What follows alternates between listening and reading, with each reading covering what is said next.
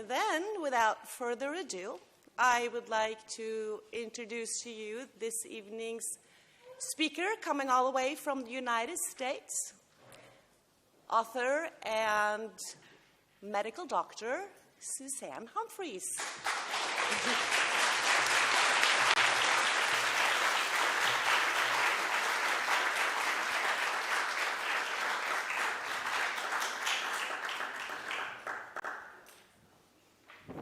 Everyone can hear me? This isn't quite on properly yet.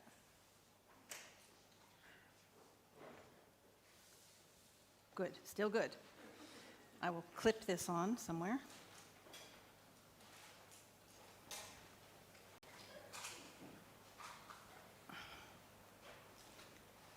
All right, my pointer. I just have to organize a few things.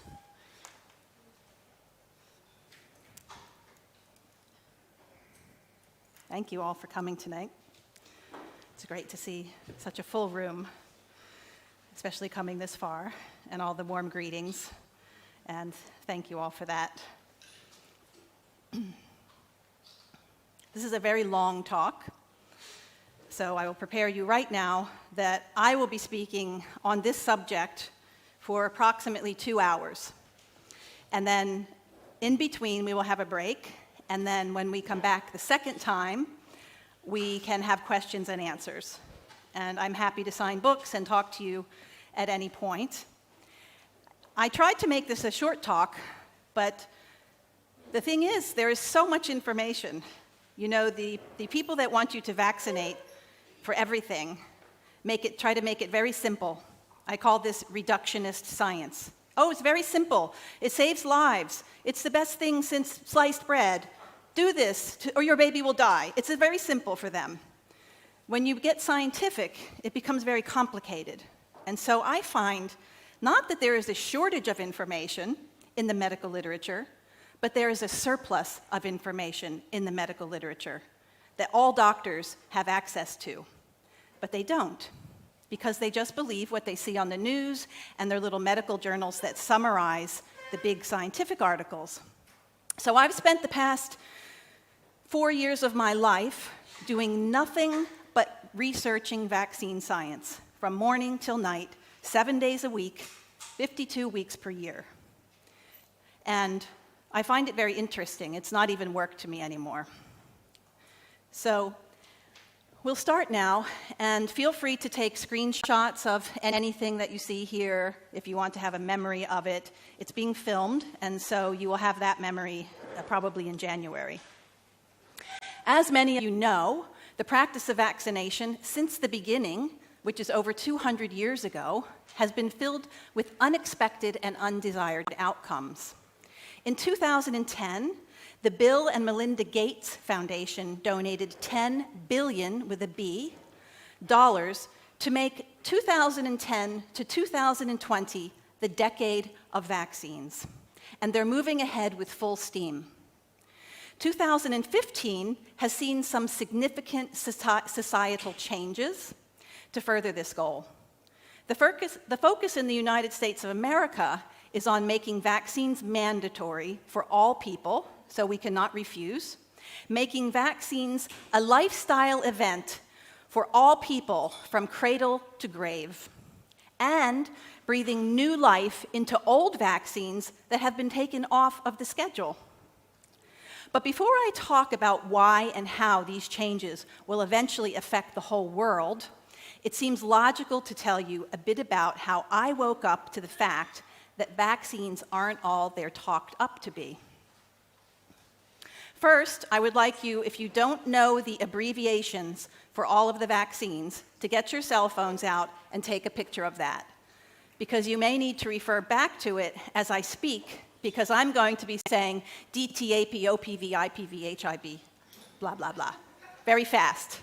And if you raise your hand and say, what is that? I will never finish. So please take your picture so that we'll make it much simpler for you. I have learned that there's been a backlash towards the people who arranged this talk right here and the building owners here in Oslo. The accusation is that we all have blood on our hands and that we are not protecting the vulnerable who cannot be vaccinated. In my decades within the hospital system, I willingly signed vaccine orders and gave them myself with the belief that I was preventing sickness. Looking back with the wisdom of hindsight, I now believe that I had inadvertent blood on my hands back then. However, after witnessing the most serious types of vaccine reactions in my own patients, I began to do serious research, which by virtue of sound science and logic has brought me to where I am today. My training, findings, and early research is outlined in this video series called Honesty versus Policy, which is available on the internet using that short link there. As part of this series, I discuss several doctors who worked within the highest levels of United States government vaccine research and oversight, and they criticized vaccine science, vaccine safety, and vaccine policy all the way back then in the 1940s, 50s, and 70s. So why would someone like myself give up a highly paid job and an excellent reputation and take on such a thankless lifestyle? And I say thankless not from people like you, of course, but from people outside of this room. And a controversial subject matter, just to put more blood on my hands. The real irony is that everything I say is right there in the medical literature, but it's blown off by those who would rather shoot the messenger than consider the health of vaccinated children. Parents often make their decisions to vaccinate their children because the doctors say it's perfectly safe and there's nothing harmful in it. Do you see that picture on the right? That little beast is called a copepod. And New Yorkers, and possibly Norwegians, I haven't actually checked, drink them by the thousands. They're in the drinking water. But you wouldn't want to inject copepods, would you? Well, how does this relate to vaccines? This vial of Gardasil, the HPV vaccine, looks absolutely clear when you look at it in the bottle. But as you can see in this tiny drop of fluid microscopically, there are little needles of aluminium and attached virus-like particles and yeasts and things called plasmids, etc. They're known to be there. But there have been unexpected particles and viruses in aftermarket analyses of several vaccines, some of which I talk about in the video series, Honesty versus Policy. So what a parent sees with their naked eye is nothing of the microscopic reality. The really important question is what happens when any vaccine is injected into the body. And to understand this, you have to have a basic understanding of what happens in the immune system when you experience an infection and how that changes when you inject a chemical and biological cocktail, because it's totally different to drinking it. Now, this is a scary-looking slide, and I'm going to explain it all in a moment. So don't focus on that until I ask you to. I first want to say a few things about infections and injections. We know that infections vary greatly in intensity from person to person. If a flu virus was going through here, or even a virus that we had never encountered before, it would affect different people different ways. One member of a family can just have a drip from the nose, but another can get a full-blown cold. A person's first experience with a natural infection usually happens through the entrances that we have in the body, the nose, the throat, the lungs, or the gut. And most diseases have a period of days and sometimes weeks before they seem sick and then recover. Most microbes we are met with never make us sick at all, even though they have full capacity to kill us under certain conditions. Why is this? Meningitis-causing bacteria can be very nasty. But what most people don't know is that a proportion of society is constantly carrying and passing on potentially invasive disease strains of that bacteria in their throats. The vast majority of people in this room have natural immunity to many meningococcal disease strains, which they have no idea that they have even carried in the past. And you can carry sometimes 4 or more different strains in a calendar year and not even know it, yet you could have developed immunity. The strains change types and subtypes all the time, And most people simply clear those bacteria out of the system with no or minimal symptoms. At any one time, between 5 and 30% of the community are silent carriers and spreaders of bacteria that children are given vaccines for. Across all age groups in every country, for every person with a clinical meningitis illness, at least 100,000 people will have carried that particular bacteria and not even known it. The health department focuses on vaccination, but today I want you to understand what your own body can do with these microbes that a vaccine can't. Because the fact is that your body is equipped to do a whole lot more than what it does after an injection. Okay, so coming up to this slide, I'm not attached to anything. If we look here, we look at how the beginning of an infection can happen, where the microbes will just line up either in the nose or the throat or the intestine, and they'll want to make their way in. But you've got all this, these I call the palace gate guards, so to speak. And they're waiting there, and these compose of your normal bacteria, which we have everywhere, in the ears, in the throat, in the intestine, on the skin even. Very normal bacteria will fight these invaders away. Your skin secretes antibiotics, basically, come through your skin as well. So within just a couple of hours, you can toss off potential infection. Or maybe it will take advantage, and maybe you have a vulnerability somewhere, and it can come in a little bit. And then what happens is, to say if it's in the skin or in the throat, you'll feel heat in that particular area, but you won't yet develop a fever. So this is, these are proteins that are already in your blood, having nothing to do with memory, nothing to do with vaccination. You're born with this ability. And these cells that can just come in and munch away this stuff, close it up, everything heals, and you're done. Or you can have them come and become more invasive and get through the bottom layer, whether it's the blood vessel or the throat or the intestine. And this is when you'll start to have a regular fever throughout the body. And what we have here are, again, things that you're born with. This has nothing to do with a vaccine or a memory to anything. This is called complement, which these are proteins in the body that are already ready to go to battle for you. You have all kinds of natural killer cells and cells that are ready to munch up microbes on the spot within hours. Sometimes 0 to 4 hours is the beginning, and then 4 hours to 96 hours approximately to ramp this all up. And then you can be done, no problem, you get better. Or it can come in deeper.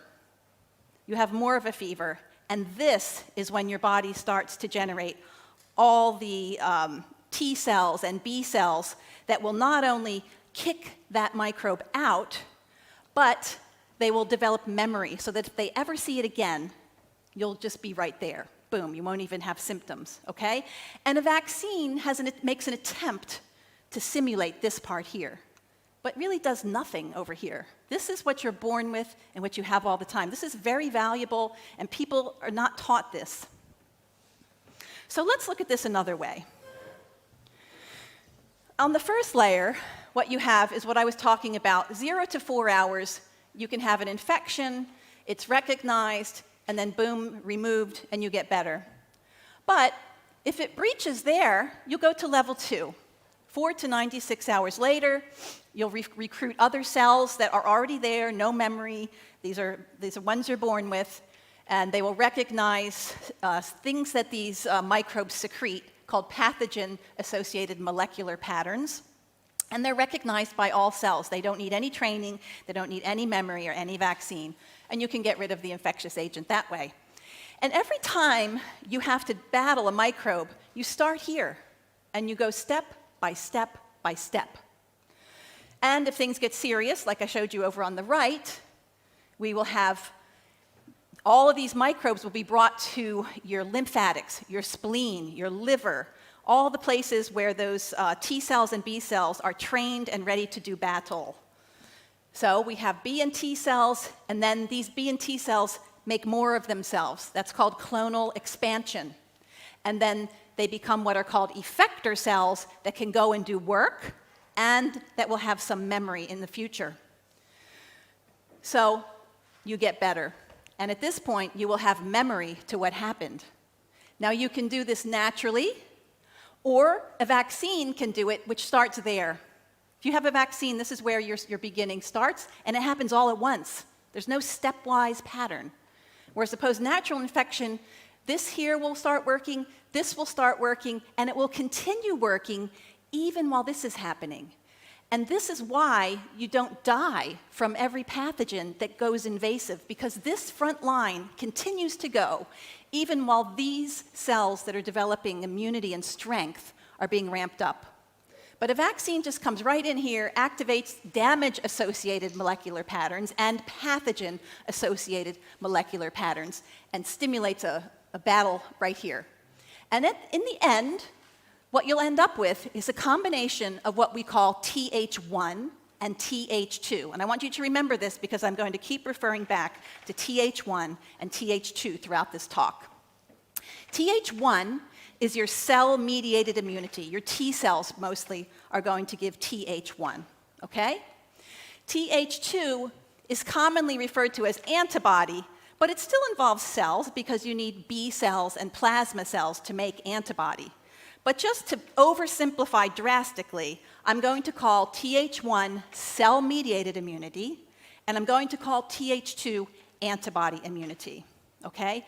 And after a viral infection, you should have big result here, and then maybe a little result here. After a vaccine, you end up usually with a big result here, and plus minus here, okay? Some vaccines do nothing here. Flu shots do almost nothing here, okay? Killed vaccines do almost nothing here, and I'll get to that in a moment. So that is your crash course on a very complicated subject, immunology, which even some of the best immunologists in the world say that we still have a lot to learn, and we don't understand the immune system very well at all. So if you're successful, you can stop at any level in a natural infection, or you can progress. But both the vaccine and the natural infection, even though they come into the body in very different ways, they both develop some degree of this, and usually natural infections much longer lasting than vaccine, which is why we have to keep getting vaccines over and over and over.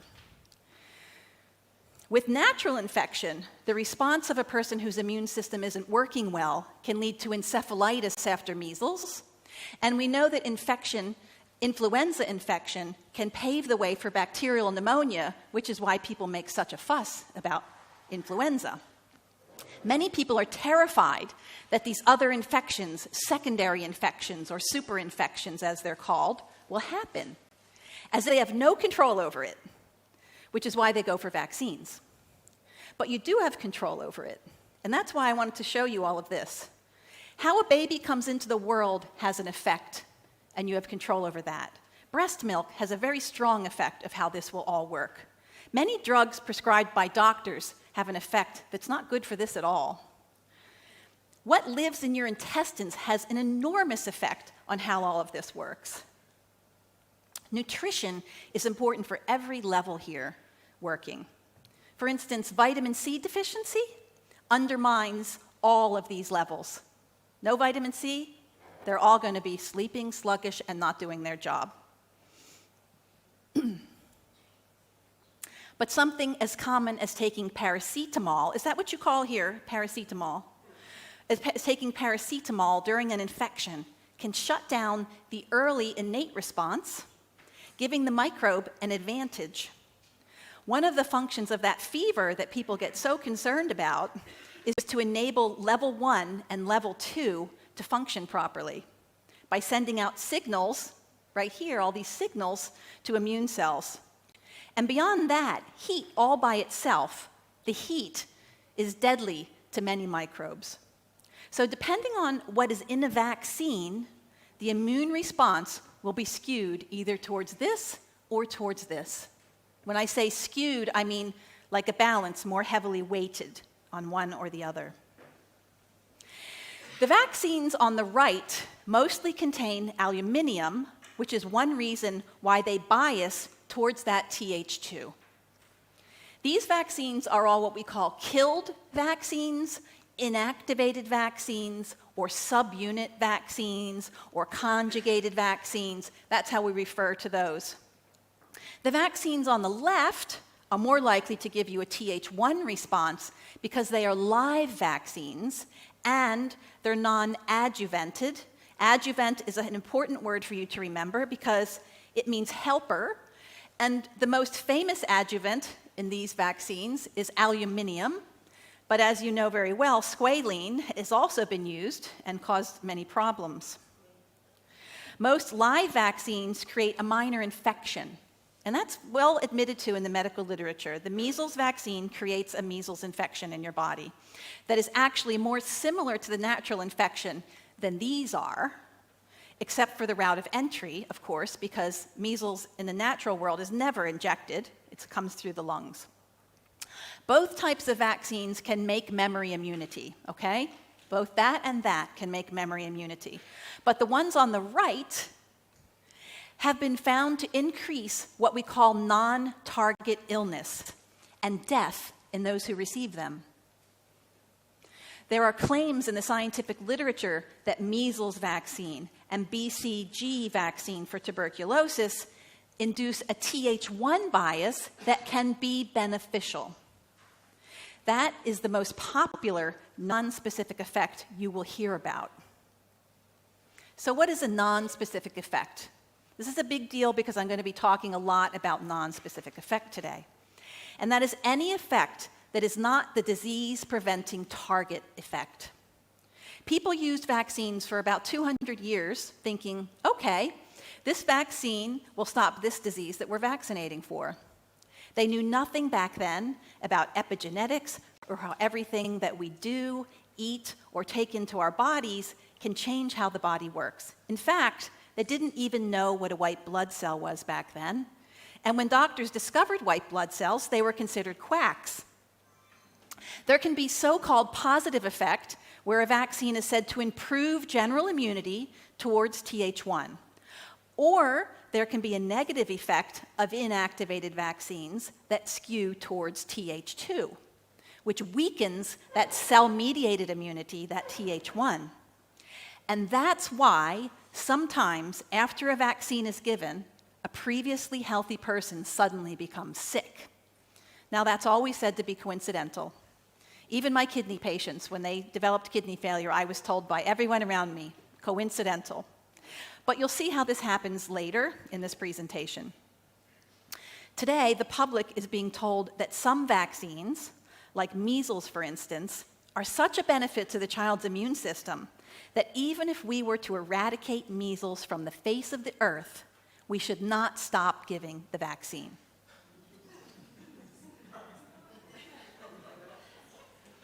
In Scandinavia, where BCG vaccine has been dropped, research is now focused on putting it back into the schedule for your newborns for the supposedly beneficial effect upon their immune systems.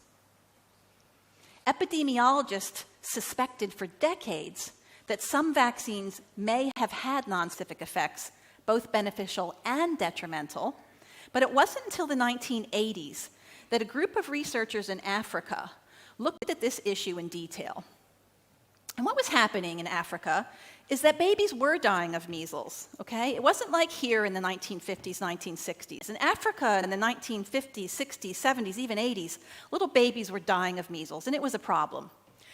And so what they decided was they wanted to override the mother's antibody. You know how here we don't vaccinate until 15 months? That's because the mother's antibodies are still active. And the vaccine doesn't work as well when the mother's antibodies are still active. So what they decided to do in Africa was to make a really strong vaccine called high titer measles vaccine. And they gave it to these little babies, 4 months old.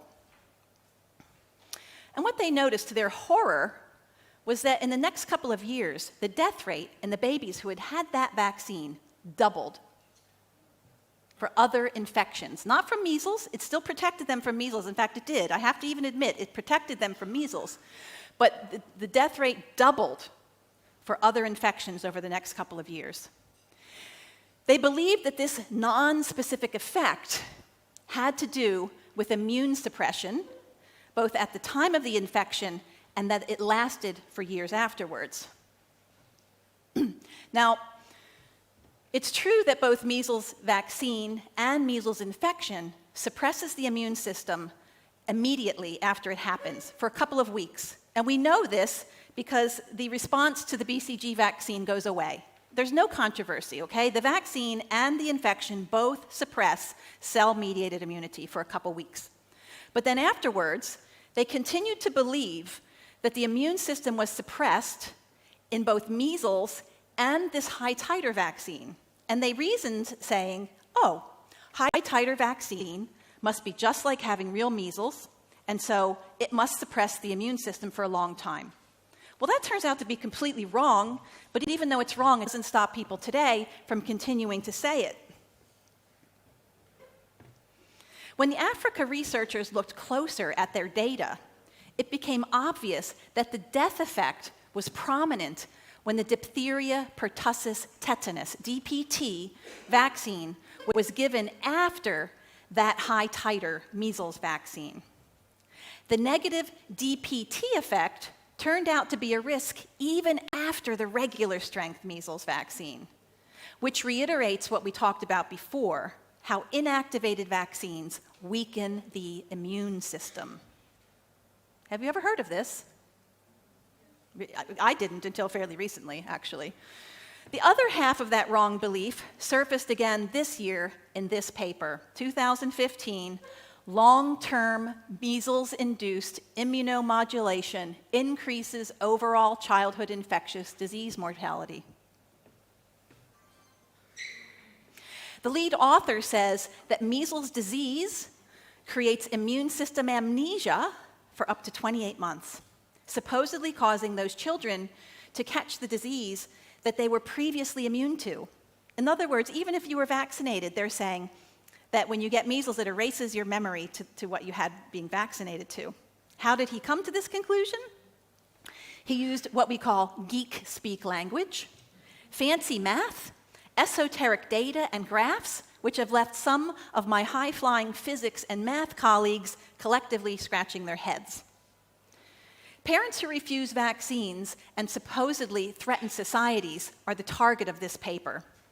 This paper was funded by the Bill and Melinda Gates Foundation and the USA's Department of Homeland Security, which I find to be a bizarre alliance. Funny enough, Michael Mina, who is the lead author, used references by some authors who published findings that actually prove him wrong. And that is what propelled me to more fully research the non-specific effects of vaccines. And that reinforced my knowing that Mina et al. Are totally immunologically incorrect.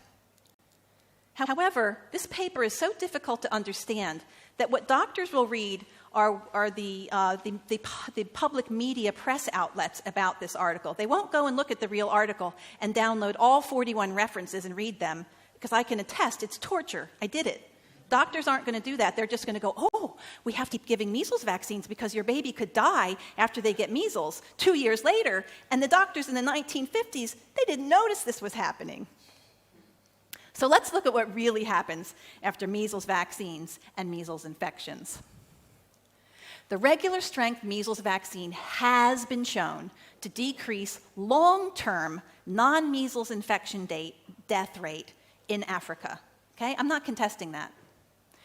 But unbeknownst to Mina et al., so has measles disease. However, the public seems to be largely ignorant of the fact that measles disease has even more of a long-term beneficial effect on the immune system. And that ignorance is reinforced by recent media reports portraying measles as being more frightening than Ebola. Some parents in 2015 are terrified of measles for various reasons, including the comment most often said to parents who don't want to vaccinate: your baby could die. But is that really true? I just want to clarify that we're talking about two different risks of death: immediate from measles and long-term from non-measles, okay? From that immune suppression I was talking about. Right here, this graph shows the death rate from measles disease in black, dropping, dropping, and dropping, even before measles vaccination. Now, why were the cases rising, rising, and rising?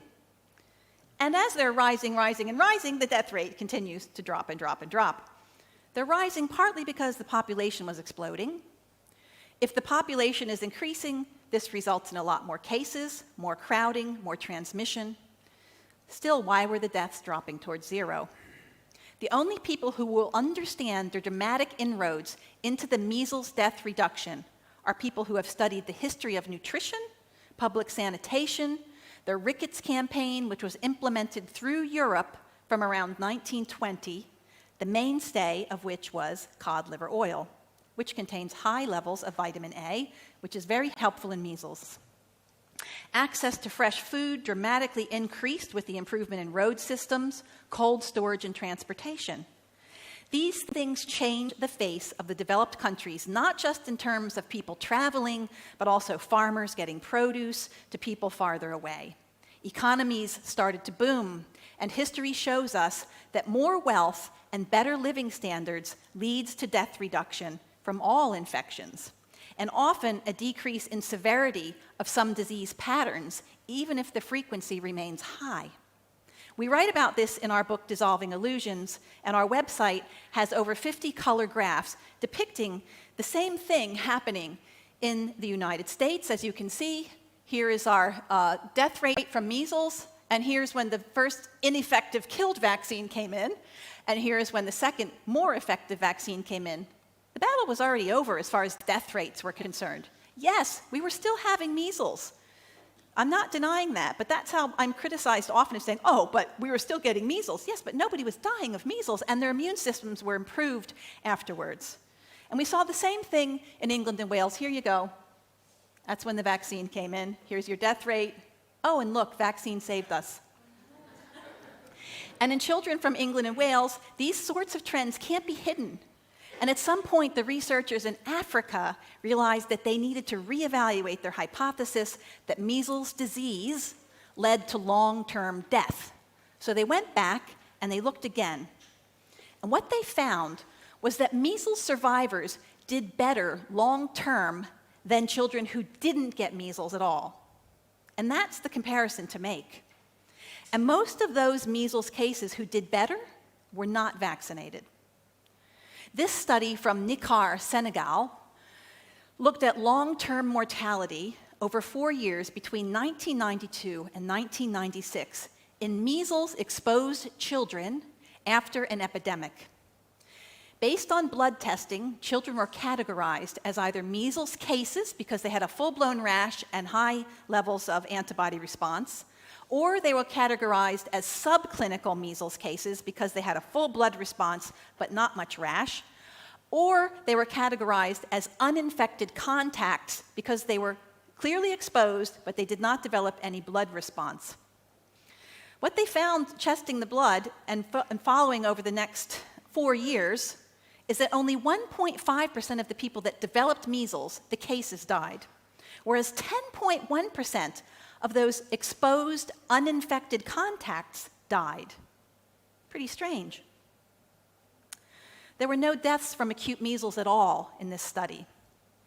This graph is from the same study, and it shows you the higher survival probability for having had measles or subclinical measles.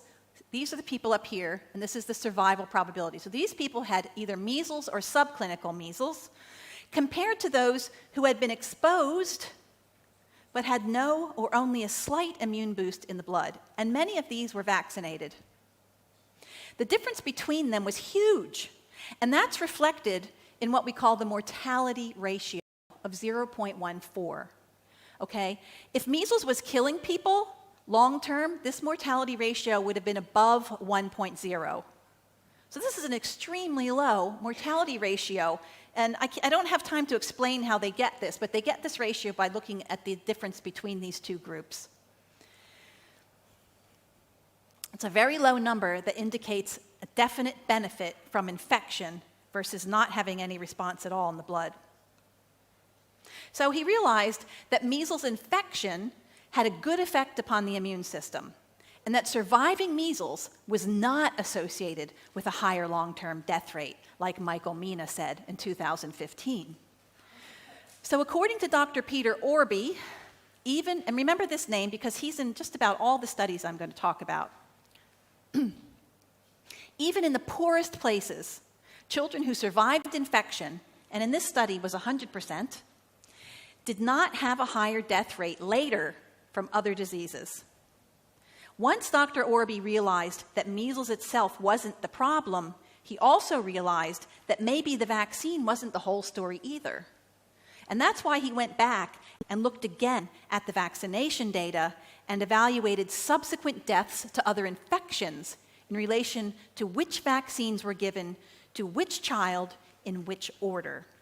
And he found that children who only had diphtheria, pertussis, tetanus, or had diphtheria, pertussis, tetanus vaccine after the measles vaccine were the children who had higher death rate from non-measles infection. Dr. Orby didn't say which, but there's now enough medical literature to show that inactivated vaccines, those ones I showed you on the right side earlier, have a non-specific effect via a Th2 bias, which decreases general resistance to disease and correlates to higher hospitalization rates and death in Africa. Here you see 4 such studies which all show similar patterns. Again, these are all Dr. Orby's studies, and he showed that there was a 2-fold death increase in the only community study of the introduction. So they were able to look at the death rate, and then they were able to compare it to the death rate after they brought this vaccine, and they saw twice the amount of deaths occurring. 3-fold increase in hospital case death when decrease in hospital case death when DPT was not given. A 4-fold death increase when DTP was given after BCG in a trial of early BCG vaccination.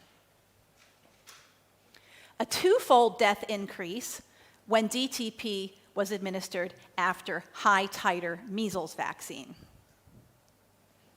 More recently, other studies have included hepatitis B vaccines, which show the same trend. However, since that time, the African schedule has changed again. And so in 2011, Dr. Iyengar published a more updated analysis which showed this. He wanted to see the difference between just giving measles vaccine and oral polio vaccine, which are both live vaccines, versus giving this killed inactivated diphtheria, pertussis, tetanus vaccine plus the live vaccines. Okay? And what he found was that when we add this, we have an increase in sickness, otherwise called morbidity, poor growth in girls, and girls are almost always more severely affected in all of the things I'm discussing, and that the hazard ratio, meaning really the risk of something bad happening, is 1.86, and it was as high as 3.47, which means that these kids were basically 2 to 4 times more at risk for having trouble just by adding that. I also want you to notice that I have these called PMID numbers at the bottom of all my slides, and that's my proof of what I'm saying. You can go into pubmed.gov, pubmed.gov, plug those numbers in, and most of the time you will get a full text. Sometimes you will just get the abstract.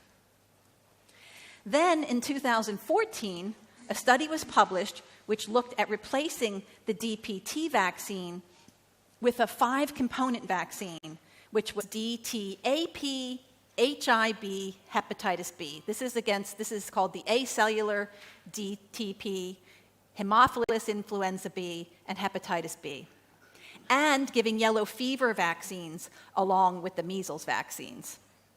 And what this did is it enabled an analysis of giving all live vaccines versus giving live vaccines plus killed vaccines. And the results are pretty astounding, in my opinion. For measles plus yellow fever, plus that 5-in-1 vaccine, look at the death rates.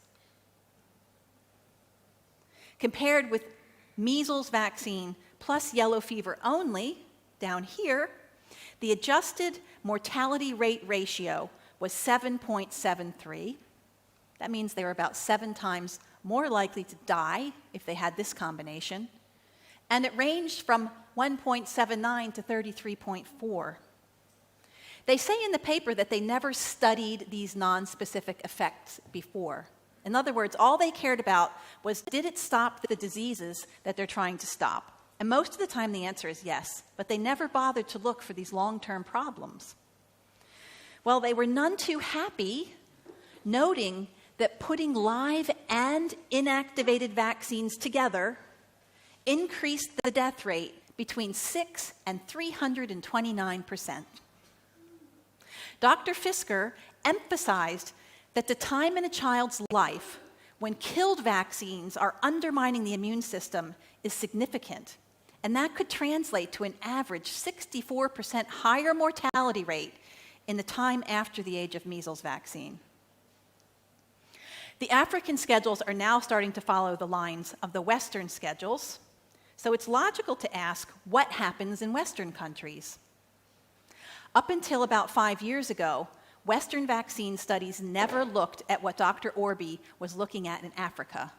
Because Orby is based in Scandinavia, your countries are now at the forefront of this research. Results so far show that inactivated vaccines used in Europe negatively affect immune systems, raising hospital admissions. The first study I want to discuss is a 2015 Denmark study which looked at whether or not DTaP, IPV, HIB injection might increase hospital admissions. This is a retrospective, meaning they're looking backwards at the data that already exists. It included children who had had DTaP, IPV, HIB at 3 months, 5 months, and 12 months, according to the schedule.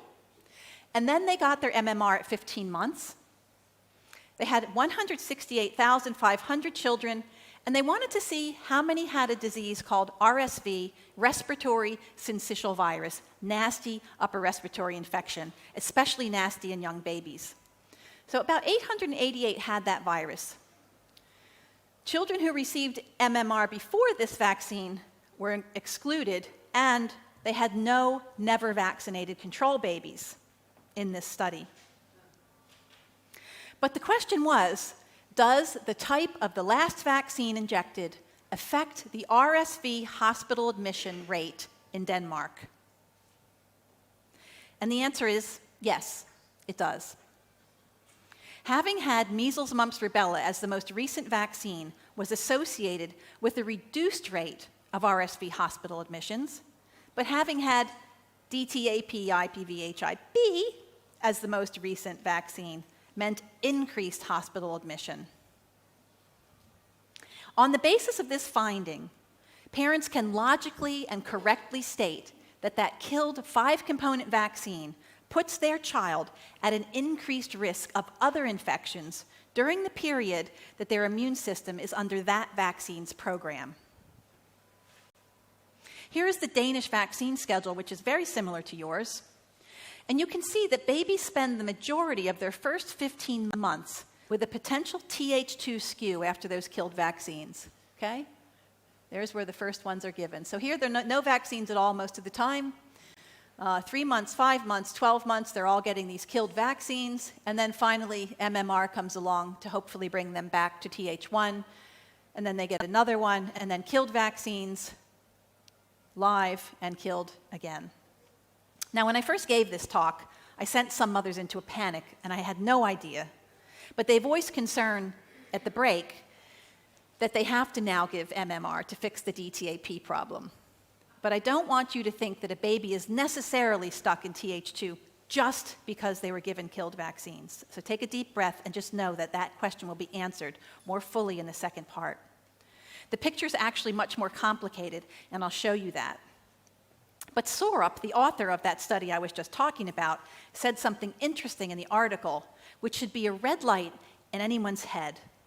And that was that if confirmed, further studies in high-income settings, that's you, the non-specific beneficial effect of MMR vaccination could be used as an additional incentive to have you get your children vaccinated on time.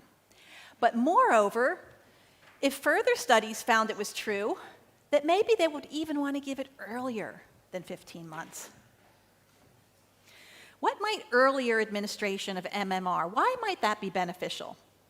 The reason is because they know that those inactivated vaccines result in higher hospitalizations and skewing of the immune system. It should be obvious to anyone that DPT is a problem. And to study this properly, we need to study vaccinated versus never vaccinated children. But there's a reason we can't, and there's a reason that Dr. Orby couldn't. When he was in Africa, he states that the problems quite clearly in his writings. And I'm going to let you read that on your own, at your own pace, and I'm going to have a drink, and then I'll talk some more. This is not the break.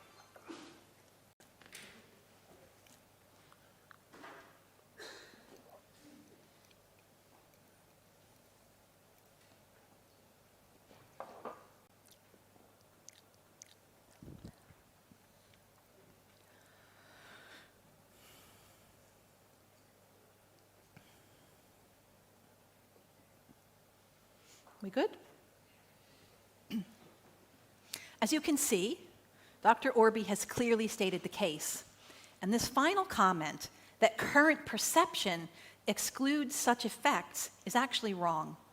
What he should have said is that current perception precludes such studies because they know clearly that there's a problem there and they refuse to study it using non-vaccinated children. All they want to do is fix the problem using more vaccines given earlier and hope that you don't notice what the problem is. And that's why they're in the middle of this Danish study, looking to find out whether the BCG vaccine at birth might prevent the killed vaccine skewing of the immune system to Th2 quite so much. BCG was withdrawn from the Danish childhood immunization program in the 1980s. But this particular study, it's ongoing. It will be completed in November of 2015. But it began in 2012. And what they're looking at is BCG versus no vaccine within the first 7 days of the baby's life. And then they go on and continue to vaccinate them per the vaccination schedule. And what they want to answer is how many hospitalizations they will see over that period of 15 months. They have 4,184 families evaluated so far, and they have entered no non-vaccinated babies, even though they exist. But they missed an opportunity, because if you're giving BCG at birth and taking blood samples and looking at immune parameters, why not also look at babies who are not vaccinated at all and answer some really pressing questions? These are the outcomes that the researchers will look at. Denmark has a hospitalization rate of 20% in the first year of life, which is astonishingly high. But I found out that that's because Danish doctors don't have the ability to check for blood tests and x-rays. So any of that kind of stuff has to be done at the hospital. So that's why they have such a high hospitalization rate. But this study aims to use BCG vaccine as a means to lower this high rate of infant hospitalizations. Before I look at another Danish study, I'd like to talk about what happened in Africa when they gave babies DPT vaccine after BCG. They found that DPT did have negative effects when it was given alone or as the last vaccine. Dr. Orby looked at all the studies where DPT was given after BCG, and he reported these negative effects listed here, which I'm not going to read to you. You can read them yourself. I'll have another drink, or you can take pictures. And they're all outlined in detail in that article.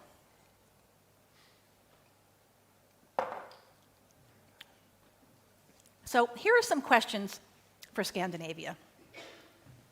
Will the BCG vaccine given to those Danish babies at birth prevent this 5-component killed vaccine, actually this is a 6-component killed vaccine, from suppressing the immune system and stop the increased risk of hospitalization that's caused by this inactivated vaccine?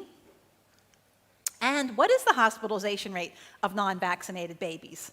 Probably many of you in this room know exactly what the hospitalization rate is. They say that it's unethical to add unvaccinated babies to these studies. But this is a lame excuse, because in many of these studies, they look retrospectively at an existing database, which includes all babies, so why not add healthy, never vaccinated babies to the analysis? Here's Norway's schedule, which is not really different to Denmark.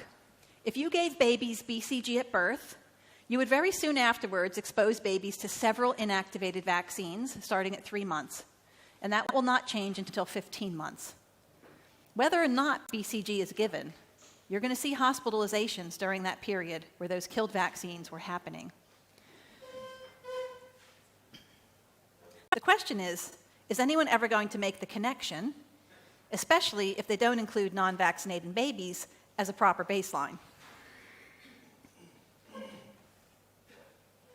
At the same time that the Danish BCG trial got off the ground, Danish researchers published the results of another trial which looked at the non-specific effects of DTaP IPV Hib versus measles, mumps, and rubella vaccine on non-targeted infections, which is, in effect, another non-specific effects trial. This time, there were a huge amount of children, 495,987, and they were born between these years, and they followed them to age 2. And they compared the difference of either measles, mumps, rubella, or the killed vaccine as their last vaccine. And the results showed that indeed, if measles, mumps, rubella was the last vaccine, the incidence of hospitalization was reduced with an incidence rate ratio of 0.86. But if the last vaccine was one of those killed vaccines, giving the Th2 bias, hospitalization rates increased, nearly doubling. This is very similar to what Dr. Orby saw in Africa. Again, no mention of unvaccinated baby admissions. Why not? Are there none? Or are they just ignored? Their stated conclusion was the inactivated vaccines are driving an increase in illness just the same here as it was in Africa.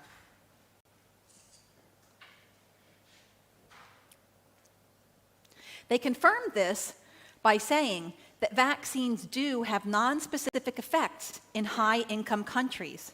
And while they don't know the specifics on all the non-specific effects, they're pretty sure that it involves something called epigenetic modulation. And it's all very well to study epigenetic modulation, but what would the normal baseline be? The only normal child in the room is the breastfed, non-vaccinated child, which the designers of these studies seem obstinately unwilling to include, which makes those children the third elephant in the room. So let's look at what is known about the relevant epigenetic modulation when it comes to individuals. But first I have to give you a quick tutorial on what epigenetics is. Okay, everybody's probably familiar with this. It's a chromosome. And what that is densely packed genetic material. It's coils that are coiled and then coiled again. And it's microscopic. It lives inside the nucleus of a cell. But if you were to unwind it, it would be about 5 centimeters long, okay? And so as you unwind it, what you see are these, which look like hoses wrapped around beads. And these beads are called histones. And if you were to unwind it further, you have something you're very familiar with, which is this helix or ladder, okay? And what happens is your genes, they don't actually do anything. All they are is it's like the blueprint, like the manual for this building. The architects put it on paper, but the builders had to come and build it. The genes actually don't do anything. They're just the reader's manual on what to do. And how those genes are read and how they're exposed and opened up and turned on or turned off is called epigenetics. So there's nothing changing in the gene or the chromosome. It's only what's exposed in order to be read and acted upon. So what exposes it are things called methylation, which is a chemical group that can be added on to one of these bases and can either shut off the gene or turn it on. And then we can come over here and we have these things called microRNA, which I'm not going to get into that. It's too complicated. And then we have over here these histones. See how they can either have this little blue ball on it or not? That's called acetylation. It's another molecular structure that can be placed on there based on what's happening outside the body. So what turns these amino acids and things like that to come in, and these methyl groups to come in, has to do with your stress level, what you're eating, what you're breathing, what you're being vaccinated with, and those things can turn on or turn off the genetic material that is going to be read and acted upon. And that is called epigenetics.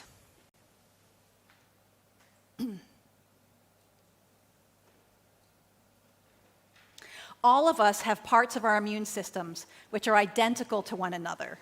Just like we all have heads and noses and ears, except none of us looks alike, right? So we all have parts that are identical, and those are called public specificities.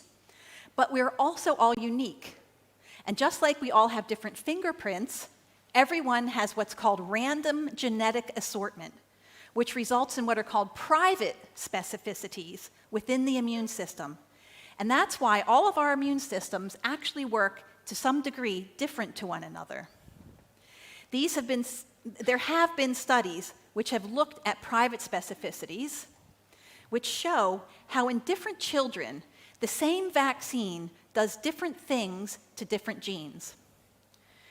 This study was done because there was a problem in Africa that I mentioned earlier with the doubling of the long-term death rate after DPT in girls. So Dr. Orntoft and Dr. Orby is also on this study, decided to look into what happened in girls' white blood cells genetic networks after the vaccine.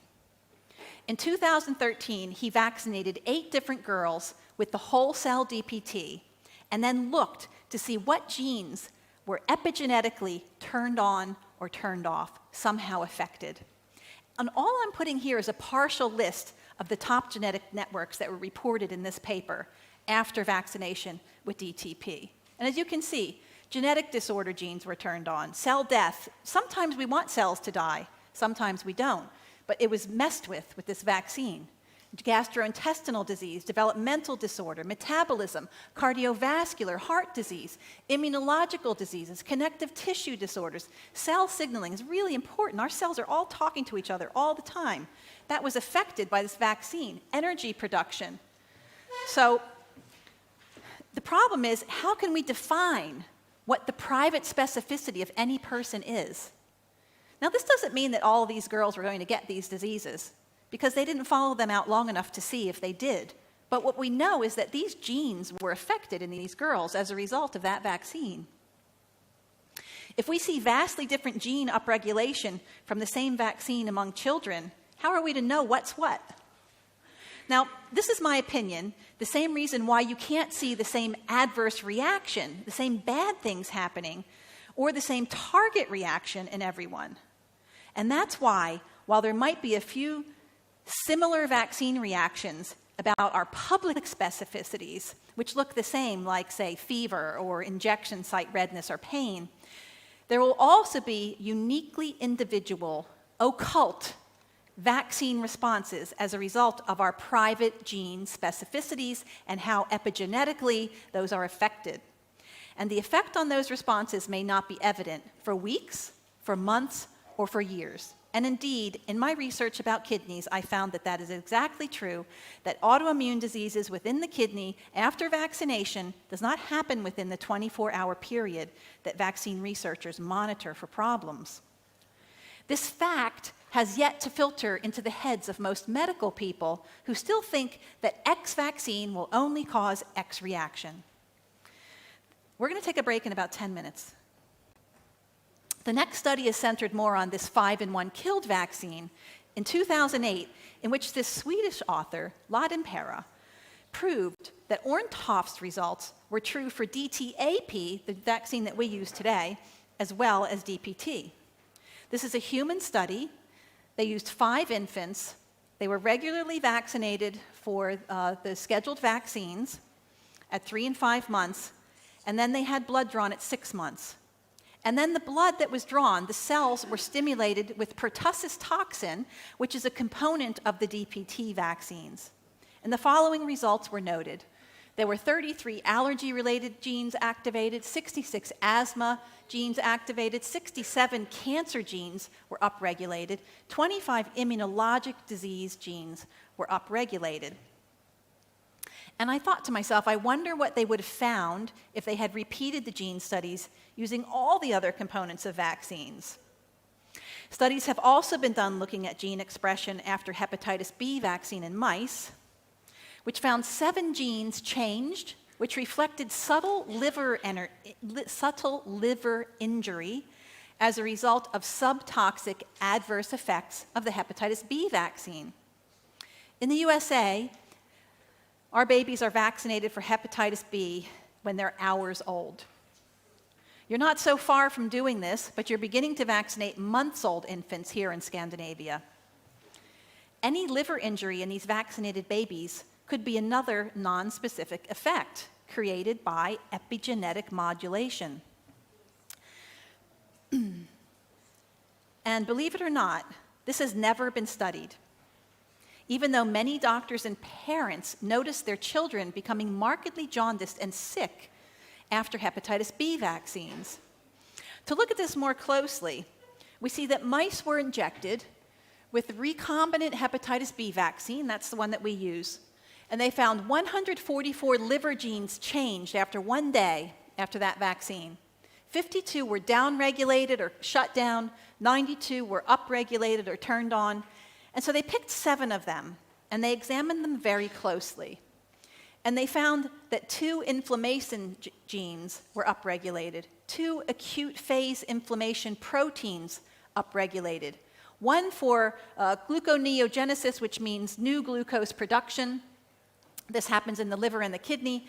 That was upregulated, which means sugar levels would be higher. And 2 for bile acid synthesis were shut down. So it's no surprise that newborn babies in the USA get prolonged jaundice after being injected with hepatitis B vaccines. So that's some of the biological understanding of what happens to genes after vaccines. And I wish I had time to go over the studies that show how infants are epigenetically programmed very differently to adults until they're around 6 months old, and that starts to shift a little bit until they're 2 years old. And when I look at infant immune systems, they are not like adults. They are not inept. They are not impaired. They are not Th1. They are not Th2. They are something completely different that I've spoken about in other talks that I've done in New Zealand on infant immunity. It's absolutely fascinating. You can't put them into a box because they're doing something totally different while their immune systems are being educated about what not to react to. So keeping with the subject at hand, non-specific effects, let's look at a hepatitis B study from Africa in 2004 in Guinea-Bissau. They had 6,399 children got measles vaccine, and then a small portion, 876, got 3 doses of hepatitis B vaccine, and they were followed for 2 years. Now, the measles vaccine only, but no hepatitis B, the mortality rate was 0.97, so really didn't have much of an effect when compared.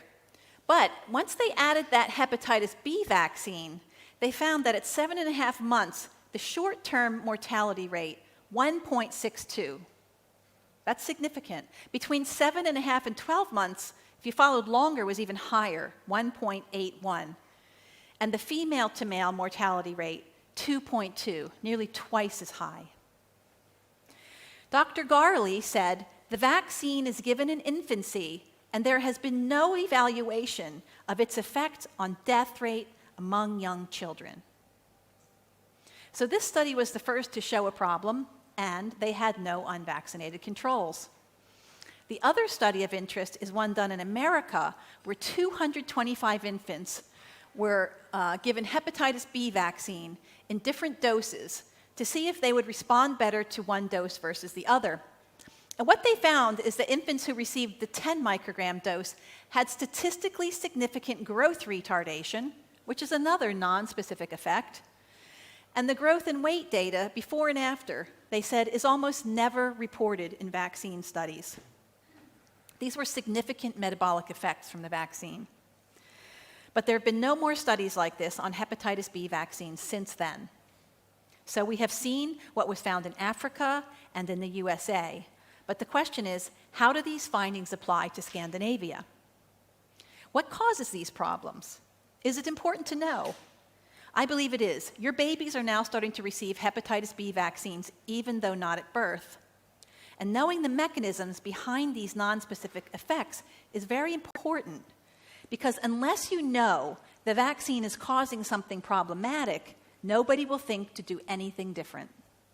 Sick babies and children will begin to look normal, and the glowing health of non-vaccinated babies will be ignored, particularly if they are the ones who don't end up in the medical system. Most conventional doctors don't see the unvaccinated healthy children, and when they do, the only focus is on getting them vaccinated, not on their arm that's bleeding or whatever's happening, not noticing how they look like space aliens compared to their usual clientele. And until I saw non-vaccinated children, I had no idea what kind of radiant human health was even possible. I was fully vaccinated, I was sick all the time as a child, I was given antibiotics, and I thought that was normal. And I did used to once in a while go, how did we all survive for so long if we're all just so sick before we had antibiotics? We'll take a break now. And when we come back, I want to show you why it's important to have a better understanding of what drives immune skewing and immune suppression.